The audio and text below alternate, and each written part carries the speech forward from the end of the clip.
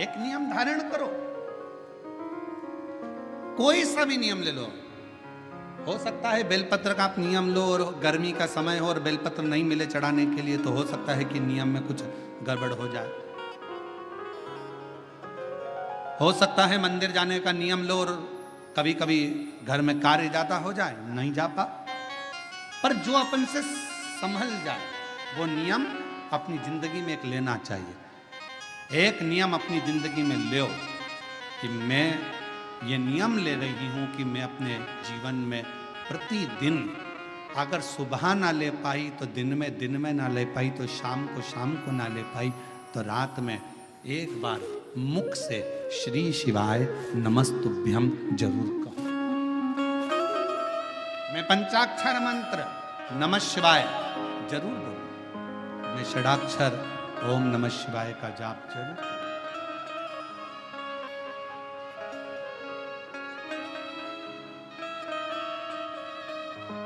अपने भीतर उस नियम को ढालो। श्रेष्ठ बालक बड़ा हो गया,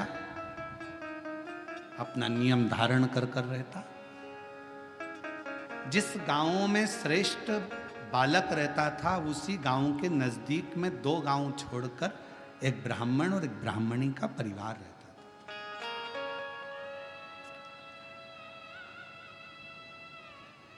महाराज वो दोनों भगवान के बड़े उपासक थे, पर दोनों के घर में औलाद नहीं थी, संतान का सुख नहीं था।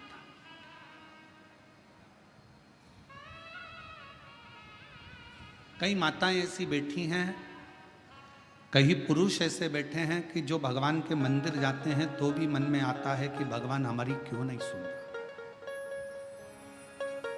क्या सारा दुख हमारी ही किस्मत में लिख दिया?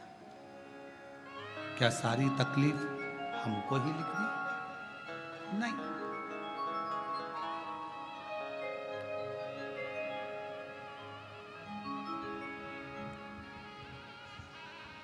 कभी ये विचार ना लाए,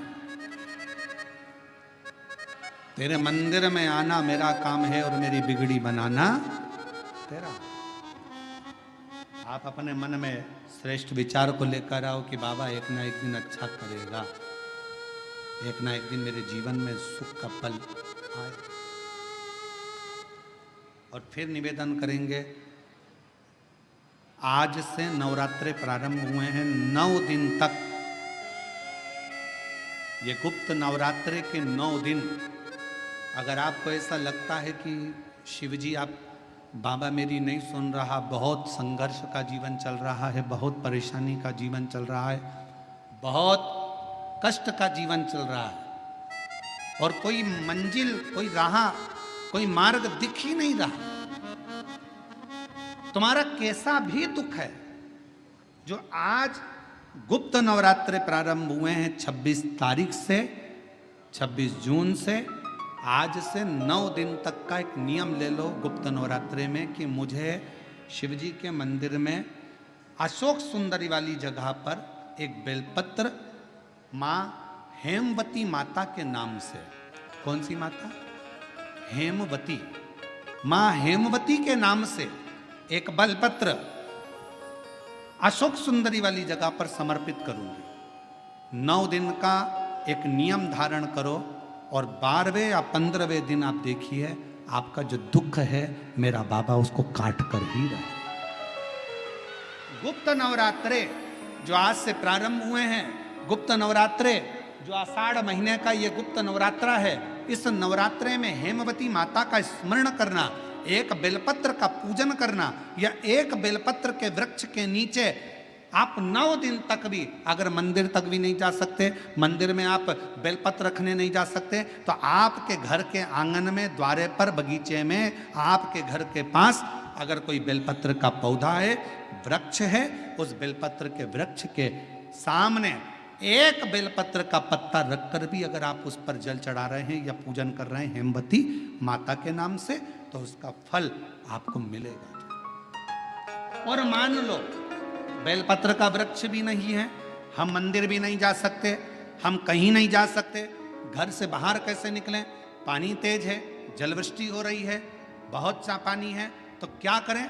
अपने घर में जो शिवलिंग है, तुम्हारे घर में अगर जो शिवलिंग है, तुम्हारे घर में जो शिवलिंग विराजमान है, उसी शिवलिंग के साक्षी में, सम्मुख में भी अगर हेमवती माता का नाम लेकर अगर एक बेलपत्र समर्पित करोगे 9 दिवस तक, तो उसका फल मिलेगा जरूर, उसका फल मिलेगा। फिर से बोलो, कौन माता? हेमवती। कौन है ये? शिव महापुराण की कथा कहती है, जब माता पार्वती जी हिमालय राज के घर में प्रगटी और हिमालयों की कंदरा में बैठकर मां पार्वती जी तप साधना में लीन हुई, जितनी परीक्षा भगवान शंकर ले सकते थे, शिव जी ने सारी परीक्षा ली। ब्रह्मदेव परीक्षा लेने आए, भगवान नारायण परीक्षा लेने आए, इंद्रदेव आए, सप्तऋषि आए, सारे साधु संतों को परीक्षा लेने भेजा, पर मां उन परीक्षाओं में पास होती चली गई। तब भगवान शंकर ने दर्शन देकर कहा, पार्वती आज से तुम्हारा नाम हेमवती रहेगा।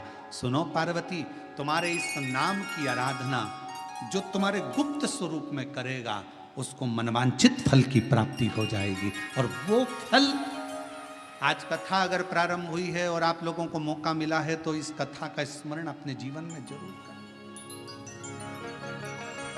क्या पता भोलेनाथ जी ने बेजापुर वालों पर भारी कृपा करी है, बहुत बड़ी कृपा करी, जो नवरात्र में कथा मिली और आप लोगों को ये कथा का चरित्र श्रवण करने को पहले दिन ही मिल गया। बीच में मिलते तो 2-3 दिन निकल गए होते।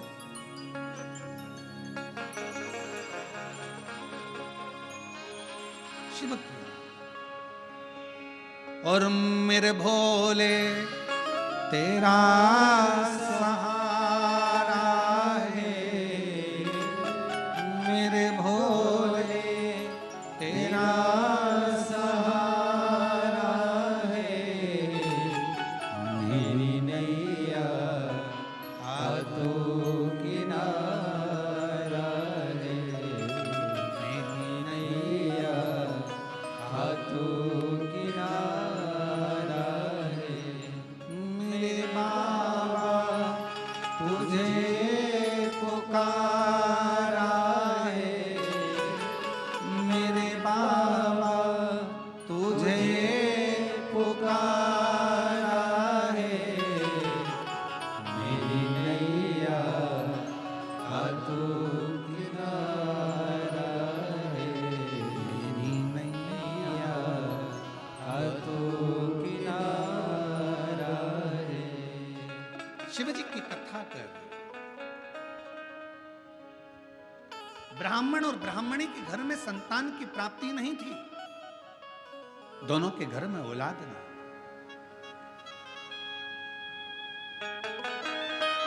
श्रेष्ठ 2 गांव छोड़कर रहता था, जिसका नियम था एक बेलपत्र को समर्पित करना, शिवालय जाना, शंकर जी को एक बेलपत्र बाबा के शिवलिंग को समर्पित करना, बाबा को चढ़ाना, विनय करना, निवेदन करना। एक दिन ब्राह्मणी मंदिर से आ रही थी, देवलोक से इंद्र की धर्मपत्नी इंद्राणी सची देवी अपनी सहेलियों के साथ में भूलोक भ्रमण के लिए,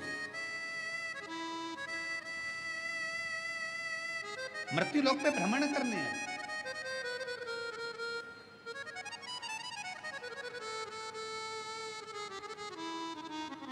ब्राह्मणी रो रही थी। इंद्राणी सची देवी ने, इंद्र की धर्मपत्नी सची देवी ने उसके पास जाकर पूछा, तुम्हारे रोने का कारण क्या है? कहा, मेरे घर में संतान का सुख नहीं, मेरे घर में औलाद नहीं है, और अब तो मैं वृद्ध अवस्था की ओर जाती जा रही हूं, पर मेरे घर में औलाद नहीं।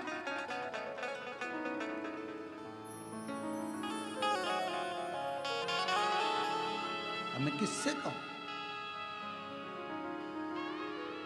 इंद्राणी सची देवी ने कहा, तुम मुझे पहचानी नहीं हो, मैं इंद्र की धर्म पत्नी हूं सची, मैं इंद्र की धर्म पत्नी हूं इंद्राणी।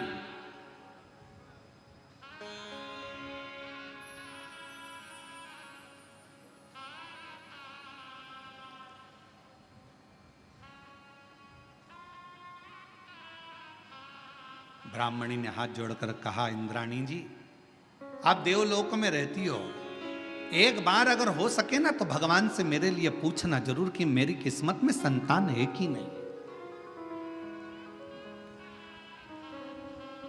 मेरे भाग्य में औलाद है कि नहीं, जरा पूछिएगा, एक बार जरा भगवान से पूछिएगा, उत्तर जरूर देना इंद्राणी जी, आप निवेदन है आपसे, कहिएगा, प्रार्थना है आपसे।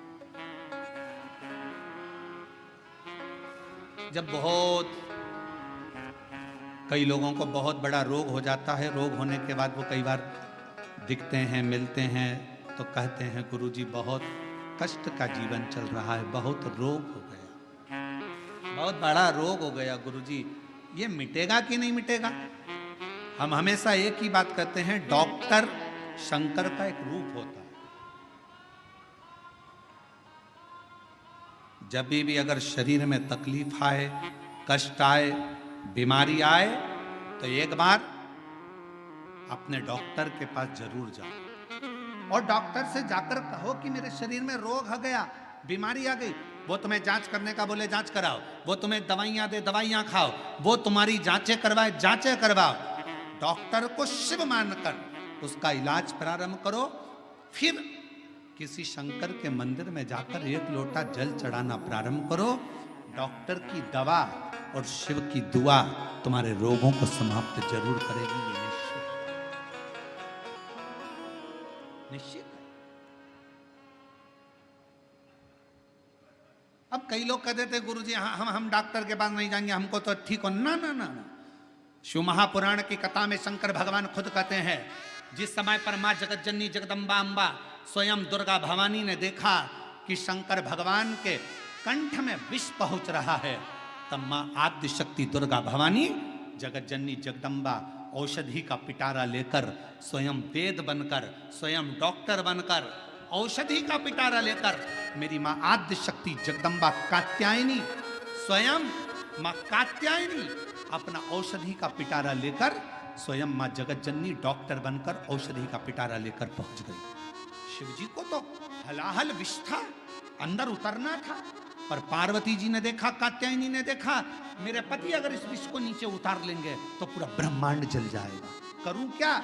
मेरी मां आद्य शक्ति दुर्गा भवानी जगत जननी दुर्गा मां स्वयं मां देवी एक औषधि का पिटारा लेकर जाती हैं, शिव के कंठ पर उस औषधि को अपने हस्त को रख लेती हैं। दुनिया की दृष्टि में लगा कि औषधि को लगाया गया, विष नीचे नहीं उतरा, पर जैसे ही मां जगत जननी ने हाथ का स्पर्श करा, हाथ का स्पर्श करते थे जगत जननी उस कंठ में जाकर बैठ गई और विष को नीचे नहीं उतरने, विष को नीचे नहीं उतरने दिया। कई लोगों को देखना, बहुत तेज बुखार आ रहा है, बहुत तेज पेट दुख रहा है, बहुत तेज सिर दर्द हो रहा है, प्रैक्टिकल करके देखना शिव पुराण की कथा का, कहीं सियोर वाला महाराज झूठ तो नहीं बोल रहा। प्रैक्टिकल करते रहना चाहिए और प्रैक्टिकल जीवन में जरूर करो। और हमने पहले भी कहा प्रैक्टिकल बहुत जरूरी है। एक महाराज जी प्रवचन दे रहे थे, प्रवचन में कह रहे थे मदिरा नहीं पीना चाहिए, शराब नहीं पीना चाहिए, शराब पीने वाला व्यक्ति गटर में पड़ा होता है, नाली में पड़ा होता है। उसी में महाराज का पहचान वाला बैठा था, उठ के खड़ा हो गया, खड़ा होके बोला, वो महाराज तो इतनी बड़ी बड़ी बातें कह रहा है, तेरा सग्गा भाई पी के तो गटर में पड़ा है, तो हमको ज्ञान दे रहा है, तेरे भाई को क्यों नहीं समझाता। महाराज जी ने कहा, भाई देख मैं मुंह से समझा रहा हूं, मेरा भाई प्रैक्टिकल करके दिखा रहा है, तू कौन सी भाषा में समझेगा ये तेरे ऊपर निर्भर करता है, या तो मुख से समझ जा या मेरे भाई को देखकर समझ जा। इसलिए शिव महापुराण की कथा कथी एक बार प्रैक्टिकल कर कर जरूर देखिएगा। बहुत तेज बुखार आ रहा है, बहुत पेट दुख रहा है, बहुत सर दर्द हो रहा है, और जैसे ही घर के लोगों ने कहा चलो इसको डॉक्टर के पास लेकर चलते हैं, और डॉक्टर के पास ले जाने का समय आया, बुखार समाप्त, सिर दर्द बंद, डॉक्टर साहब कह रहे अभी तो नॉर्मल है। हमारे बीच में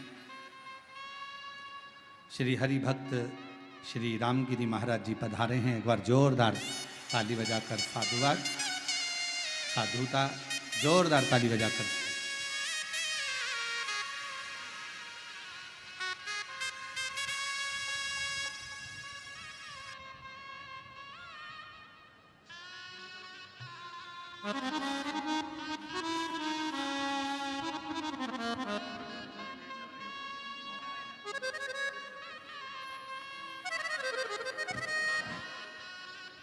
अभी डिंडी में चालू है। एक बार जोरदार ताली बजाकर साधुवाद, जिनका आशीर्वाद यहाँ प्राप्त हो रहा है।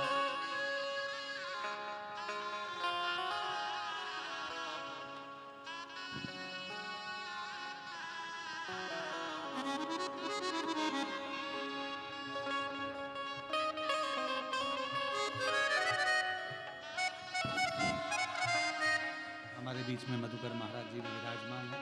एक बार जोरदार ताली बजाकर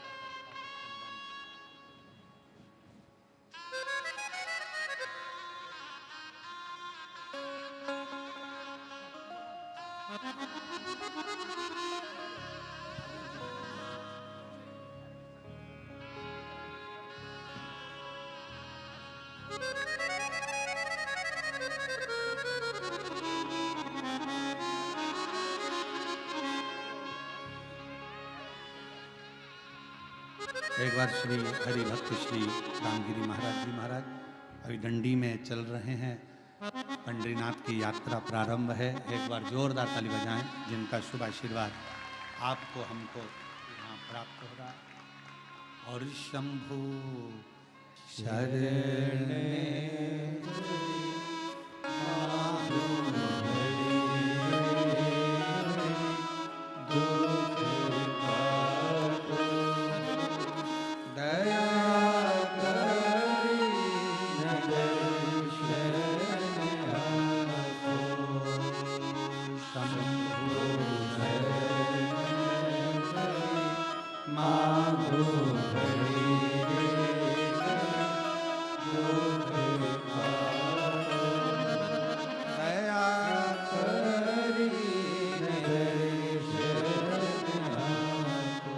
प्रैक्टिकल करिएगा।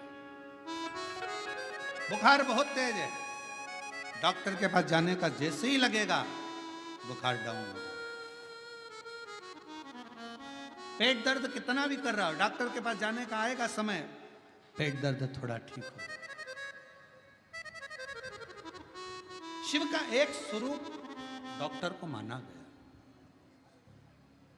जरूर देखा।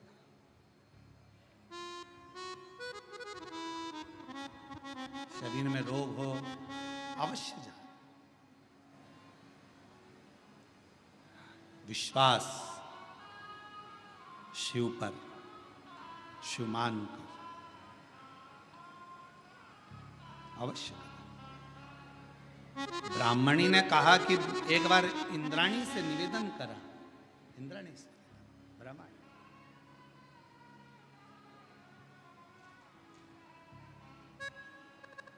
और निवेदन कर कर कहा, क्या मेरी किस्मत में संतान का सुख नहीं? मेरे जीवन में क्या मेरे औलाद नहीं होगी? क्या मुझे संतान नहीं होगी? आप पूछिएगा जाएं तो एक बार उस परमात्मा से विनय करिए।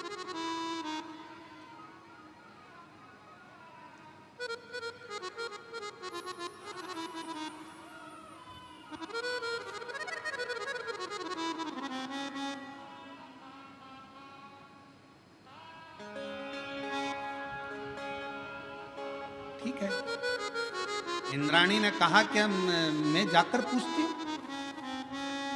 और इंद्राणी गई। सची देवी ने अपने पति इंद्र से कहा कि स्वामी, एक पृथ्वी पर एक